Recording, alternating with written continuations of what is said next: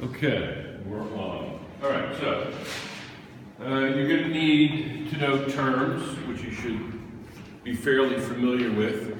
Product, reactant, yield, chemical equation, balanced equation, skeleton equation. So it's going to be the reactants are on the left side, the arrow means yield, and the products are on the right side. Simple? Okay, so those are those terms. A balanced equation is this. It's a balanced equation. If I have an equation that's written that's simply unbalanced, that's a skeleton equation. Let's just start by doing this equation. This is a combustion reaction. Combustion reactions are easy to spot because it's going to be a hydrocarbon, hydrogen, carbon. Could also be oxygen, could be in there too, like glucose, respiration. And oxygen is alone. And then on all combustion reactions, the dead giveaway is carbon dioxide plus water. Okay? Now, let's balance this. It says 9 carbons, so 9. I'm going to balance it up above first. Okay? And then 18 nitrogens, that's 9 there. Correct? Yes, and then that gives me, how many? That gives me 18 plus 9. What's 18 plus 9? 27. 27.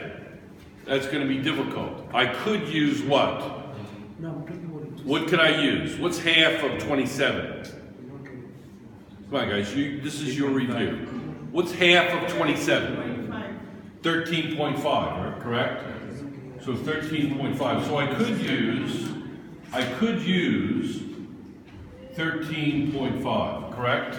But that's not a whole number. You need whole numbers. So you're going to double everything. Okay? You're going to double everything. 27. So you're going to get, what's 1 doubled? 2. 2. What's this? 27. 27. Right? What's this? 18. 18 and 18. okay, little trick. Clear? Now this, I want to show you this. This is a single replacement reaction. There are 2 types, well, there are 4 types of single replacement reactions. But there is A plus BC, and then A displaces B, correct? And forms AC plus B.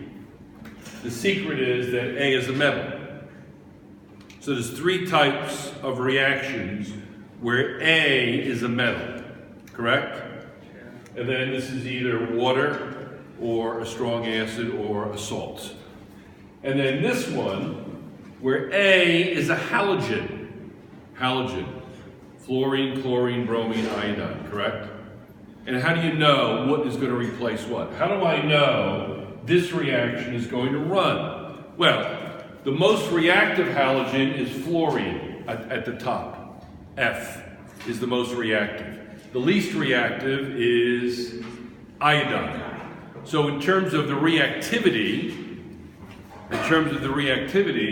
bromine is more reactive than iodine, so this reaction will proceed. And you get, let me just write it, sodium bromide plus iodine, okay? And to balance that, you would do what? 2 Na and 2 Na. NaI. Good? Okay? Excellent. Now, so balanced equation and then skeleton equation. Correct? That's the skeleton equation. Yes? And that is the balanced equation. Single replacement. Here's another reaction here I want to do. I actually did one like this on yesterday, similar, with the videos. I made videos yesterday after school that were based on the test, so you're going to want to look at those, correct? So this one is going to be A, B, C, D, correct? Plus 1, negative 1, plus 1, negative 3, correct? So what would the products be? Sodium phosphate. Sodium phosphate, very good, excellent. So let's just write down NaPO4 and we'll clean it up in a minute. And then HOH is simply water, correct? All right, now, how do I write the formula for sodium phosphate? Sodium is plus 1, phosphate is negative 3, So and Na3PO4, very good. Okay, now, how do I balance this? You put 3 Na. Put 3 here, excellent. Put a 3 there. And then you put 3 HOH. I put a 3 here, HOH. I like it. You see that I like to write HOH for single displacement and for double displacement because it's easier to balance the equations. Because I'm balancing hydrogen and hydroxide. So I have 3 hydroxides. If I wrote H2O, it would look confusing. Correct? It would look weird. And that's balanced. Now, what's all this mess up here? Can I erase some of this stuff, please? I can erase this. I can erase this. Okay? How to balance? Oh, delta is what? Heat. No. In physics, it means change. It can also mean change, but if it's above a yield sign, so if I have it A, B, yields A plus B. So sodium chloride yields sodium plus chlorine. I can put it there. Actually, that wouldn't be true. Let's say mercury chloride, you heat it, would be mercury and chlorine, correct?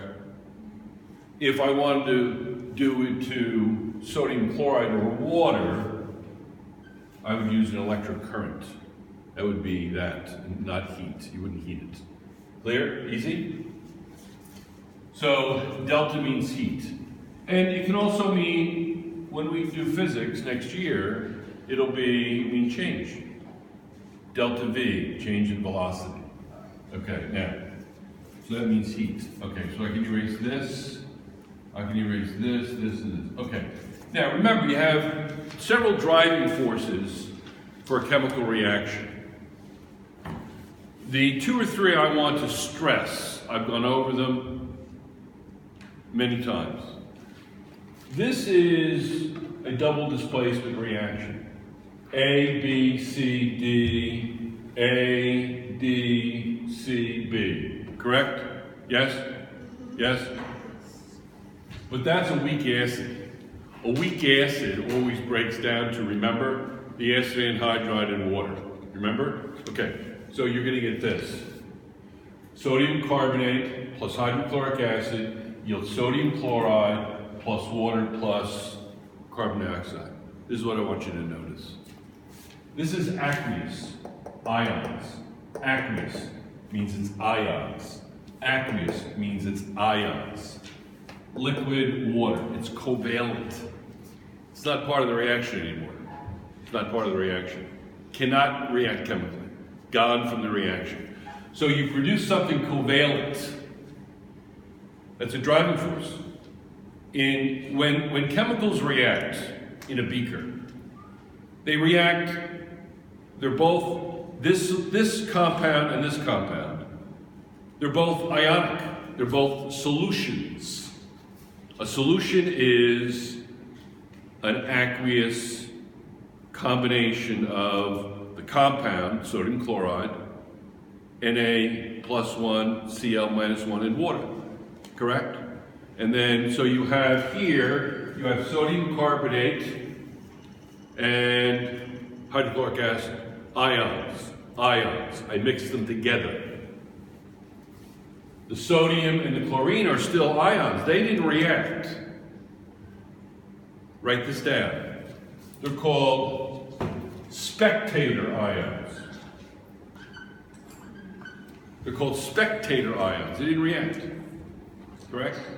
What reacted was the hydrogen and oxygen and the carbon and the oxygen. So this is covalent, it's a liquid. This is covalent, it's a gas that is given off. So that evolves. Gas evolution. Right side up arrow. So that's a driving force. I'm producing covalent compounds. Another driving force. This is lead to, I showed you this in class, lead to nitrate plus sodium iodide, aqueous, produces sodium nitrate, aqueous, and lead iodide. Now, lead iodide could be ionic, doesn't matter. But some ionic compounds are very, very, very, very insoluble in water. So it's a solid and it's going to precipitate out. It's not going to be part of the chemical reaction anymore. So it's going to pull the reaction to the right. It's going to use up the chemicals. And it's a driving force. Clear? Formation of a precipitate, formation of a gas, formation of covalent compounds. Those are all driving forces for chemical reactions. Clear? We're done.